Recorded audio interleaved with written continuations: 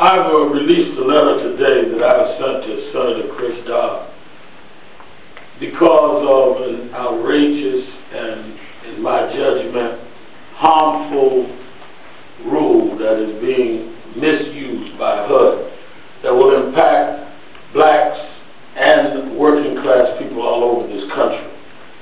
It is, in my judgment, a serious concern that as Congresswoman Maxine Waters and others have, in a very courageous way, fought to protect the down payment assistance program in the FHA programs, that now that it is in the Senate, that Senator Dodd and the Democrats in the Senate have been slow to missing in action to try to protect a program that makes it possible for many that have categorically and systematically been out of the possibilities of home ownership would now remain in such condition.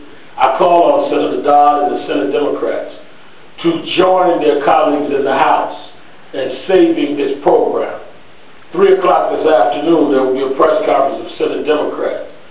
They need to be questioned on how they can sit by in an election year and their silence be interpreted as consent, as the HUD Secretary, in my judgment, slips in a rule that will rule out the possibilities of many Americans that had no possibilities until this program came into existence. If there are concerns by HUD that there is need to change the program, then we should mend it, not end it. But to say because someone has a head cold, we ought to call a mortician is absolutely ludicrous and inexcusable, and makes one wonder if the real problem is they have no concern about minority ownership, not they want to mend the program to make it more effective. Let the record show, as Congresswoman Waters and others have made clear, that thousands upon thousands of people have used this program and have achieved home ownership because of it. So we're not talking about a program that has not shown its necessity, shown a proven track record, and shown that going forward it can continue in that vein.